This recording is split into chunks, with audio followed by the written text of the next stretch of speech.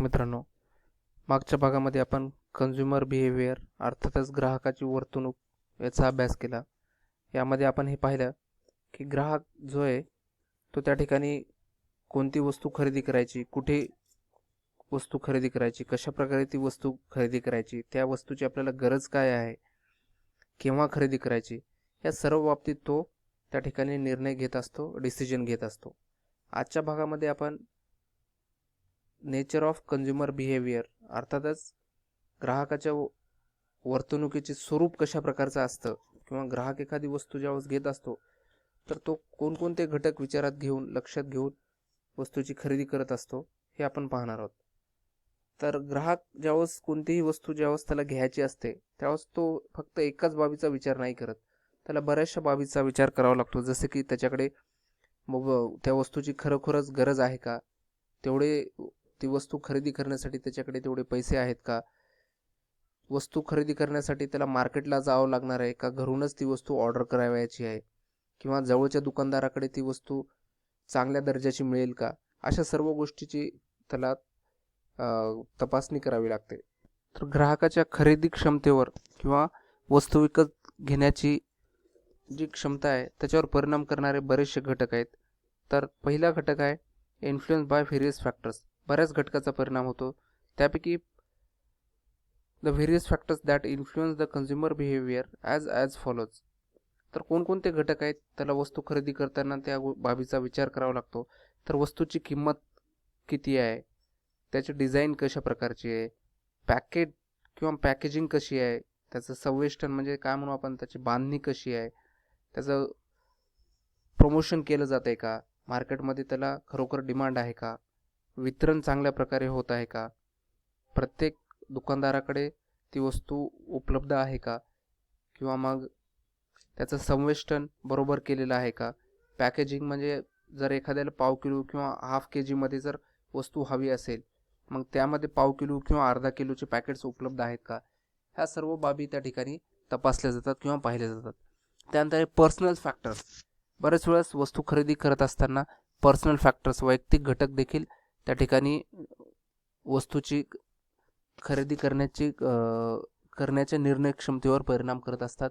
जसे की वय आहे, जर जास्त वय असेल तर त्या ठिकाणी ग्राहकाचं वय जर जास्त असेल तर त्या ठिकाणी खरोखरच त्याला ती वस्तू आवश्यक आहे का हे तो ग्राहक पाहत असतो.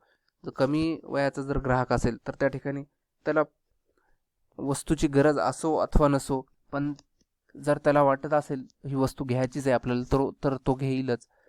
किंवा मग तरुण ग्राहक जर असतील तर त्यावेळेस जर फॅन्सी लुक असेल किंवा मग चैनीची एखादी वस्तू असेल तर त्यावेळेस देखील ते वस्तू घेतच असतात. एज्युकेशन लेवल किंवा इन्कम लेवल जर जास्त त्या ठिकाणी उत्पन्न असेल तर त्यावेळेस तो ग्राहक उत्पन्न जास्त असल्यामुळे तो पैसे खर्च करण्यासाठी मागे पुढे कधीच पाहणार नाही. आणि गरीब व्यक्ती असेल तर तो त्या ठिकाणी एखादी चैनीची वस्तू असेल किंवा आरामदायी वस्तू असेल तर त्या ठिकाणी तो 10 वेळेस विचार करूनच तो पैसे खर्च करेल. त्यानंतर psychological factors such as buying motives, perception of the product and attitudes towards the product. Psychological म्हणजे त्या ठिकाणी मानसिक घटक देखील वस्तूची खरेदी करण्याच्या निर्णय क्षमतेवर परिणाम करत असतात. जसे की एखाद्याचा खरेदीचा उद्देश काय आहे. बऱ्याच वेळेस एकच वस्तू आपण बऱ्याचशा बाबीसाठी वापरत असतो. जसे की इलेक्ट्रिसिटी आहे, तर इलेक्ट्रिसिटीचे बरेचसे उपयोग आहेत. जसे की कुणाला लाईट अभ्यासासाठी लागत असेल तर त्यावेळेस त्याची गरज फार आहे, मग त्यावेळेस तो अभ्यासासाठी लाईट निश्चितपणे घेईलच तो. पण एखाद्याला समजा सपोज वॉशिंग मशीन चालवायची आहे किंवा मग टी व्ही वगैरे पाहायचं आहे तर त्यावेळेस त्याला तेवढी लाईटची गरज नसताना देखील तो त्या ठिकाणी तो लाईट विकत घेणारच आहे. म्हणजे या ठिकाणी उद्देश एक लाईट ही एक वेगळ्या प्रकारची सेवा आहे, पण त्या ठिकाणी प्रत्येक ग्राहकाचे उद्देश वेगवेगळे असल्यामुळं त्या ठिकाणी ते असे घटक परिणाम करत असतात. त्यानंतर सिच्युएशनल फॅक्टर्स, परिस्थितीजन्य घटक देखील त्या ठिकाणी वस्तूच्या खरेदी करण्याच्या निर्णय क्षमतेवर प्रभाव करत असतात. आत्ताच मी उदाहरण सांगितलं की सिच्युएशनल म्हणजे परिस्थितीजन्य. आता एखाद्याला अभ्यास करण्यासाठी लाईट हवी असेल तर त्या ठिकाणी तो घेणारच आहे.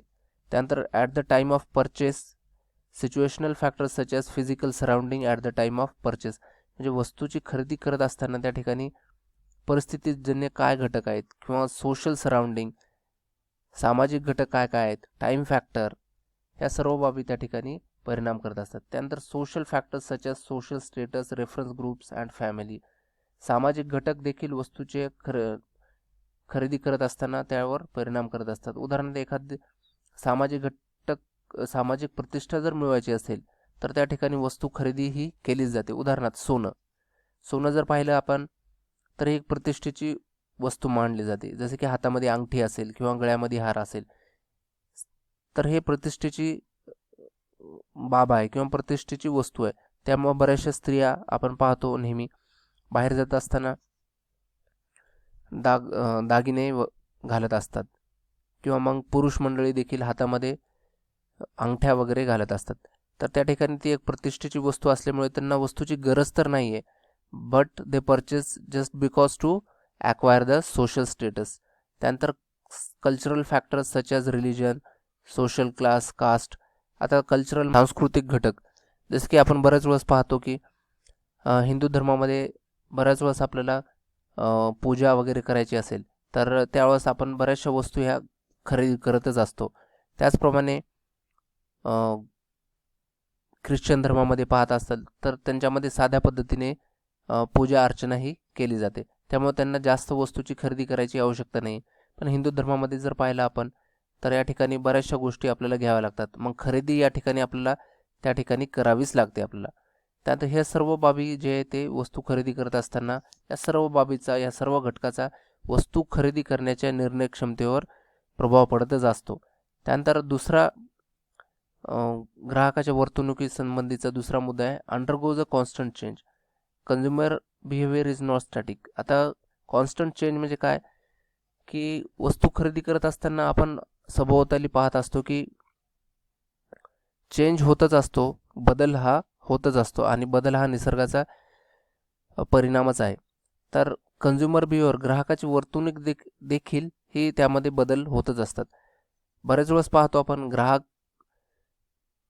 जो एक ग्राहक आहे त्याचे लहान असताना त्याचे आवडीनिवडी वेगळे असतात.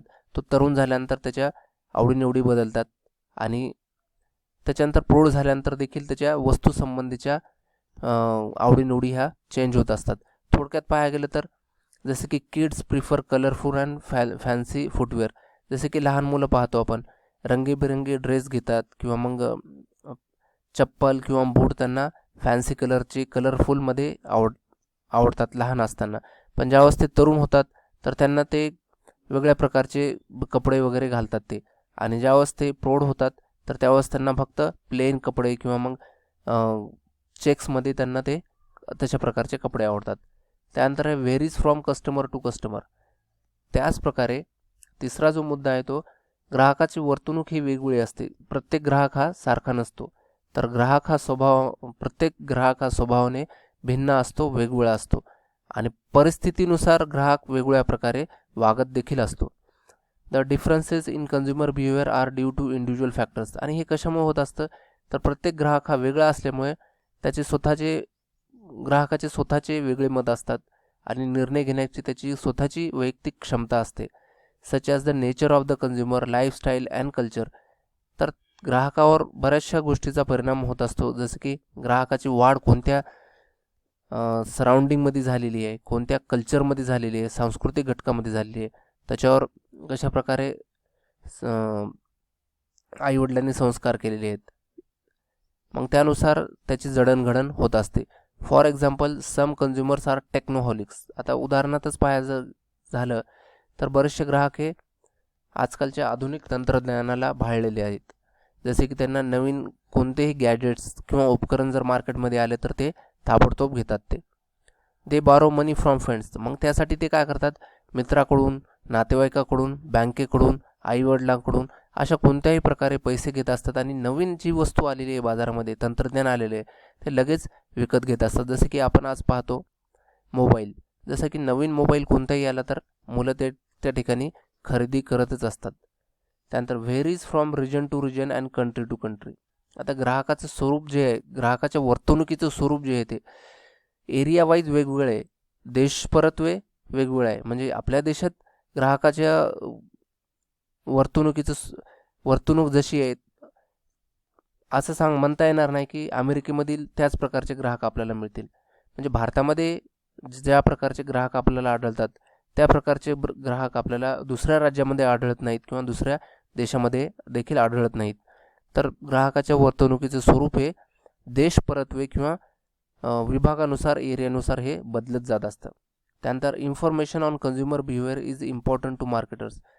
त्यानंतर मार्केटर्स किंवा उत्पादक जे आहेत त्यांना ग्राहकाच्या वर्तणुकीचं नॉलेज असणं किंवा माहिती असणं फार आवश्यक आहे.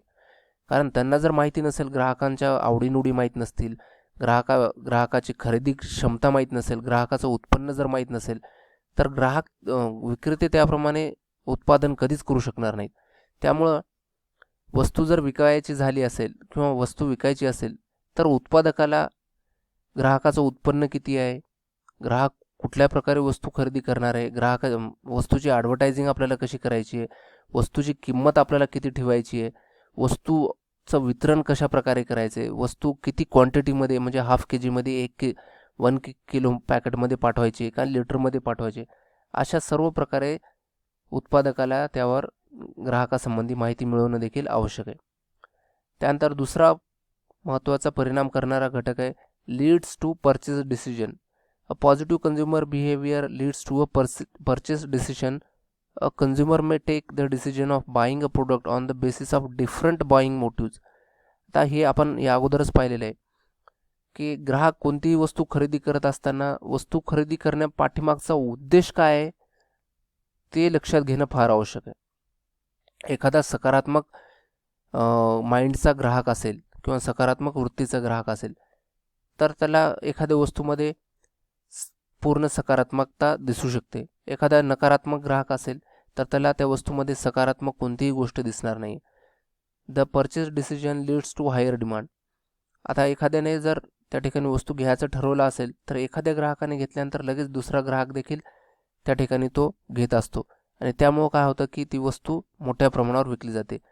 मग या ठिकाणी विक्रेता काय करतो, ग्राहकांचं मन आकृष्ट करतो किंवा त्यांचं मन वळवण्याचा प्रयत्न करतो विक्री वाढवण्यासाठी. त्याचप्रमाणे वस्तू परत्वे किंवा वस्तू बदलल्या तर ग्राहकाचे विचार देखील बदलत असतात. A consumer behaviour is different from different products. वेगवेगळ्या वस्तूसाठी ग्राहकाचं मतं जे आहे ते वेगवेगळे असतात. त्यामध्ये काही कस्टमर्स किंवा ग्राहक असे असतात ते मोठ्या प्रमाणामध्ये वस्तू खरेदी करत असतात आणि त्यामध्ये असेही ग्राहक असतात जे कमी प्रमाणामध्ये वस्तूची खरेदी करत असतात. उदाहरणार्थ जर पाहायला गेलं आपण तर टीनेजर्स किंवा जे 8वी ते 10वी किंवा 5वी ते 10वी वर्गातील विद्यार्थी आहेत ते काय करतात, ते फार मोठ्या प्रमाणावर वस्तू खरेदी करत असतात. म्हणजे वस्तू सेल फोन्स असेल किंवा मग ब्रँडेड वस्तू आहेत यावर ते जास्त मोठ्या प्रमाणावर खर्च करत असतात. पण ज्या प्रकारे त्यांचं वय वाढत जातं त्याप्रमाणे ते अशा वस्तूवर नंतर खर्च करत नाहीत. पण पुस्तकावर वगैरे यांचा खर्च कमी असतो कारण त्यांची पुस्तकामध्ये आवड जास्त नसल्यामुळे ते पुस्तकावर जास्त खर्च करत नाहीत. त्यानंतर improve standard of living. The buying behaviour of the consumers may lead to higher standard of living. बरेच वेळेस काय होतात की वस्तू हे सामाजिक दर्जा वाढवण्यासाठी देखील घेतले जातात. जसे की आपण पाहिलेलं आहे, गाडी असेल, 2 व्हीलर असेल किंवा 4 व्हीलर आहे, तर यामुळं काय होतं की ग्राहकाचा सामाजिक दर्जा उंचावतो. समाजामध्ये त्यांना मान किंवा प्रतिष्ठा मिळत असते. त्यामुळे देखील ग्राहक अशा प्रकारच्या वस्तू महागड्या जरी असतील तरी त्या घेतल्या जातात. पण एखादा गरीब ग्राहक आहे किंवा गरीब व्यक्ती आहे तर त्यांना फक्त पोटा पाण्याचाच प्रश्न असतो. त्यांना कशाप्रकारे त्या ठिकाणी आजचा दिवस आपल्याला कशाप्रकारे कमाई करता येईल हे पाहिलं जातं आणि त्यामुळे ते अशा ब्रँडेड वस्तू किंवा मौल्यवान किमतीच्या वस्तू ते घेतच नाहीत. तर अशा प्रकारे वस्तू घेत असताना, वस्तू खरेदी करत असताना ग्राहकाच्या वर्तणुकीचं स्वरूप आपल्याला लक्षात घेऊनच त्या ठिकाणी उत्पादकाने वस्तू निर्मिती केली पाहिजे. या ठिकाणी आपण थांबूयात. धन्यवाद.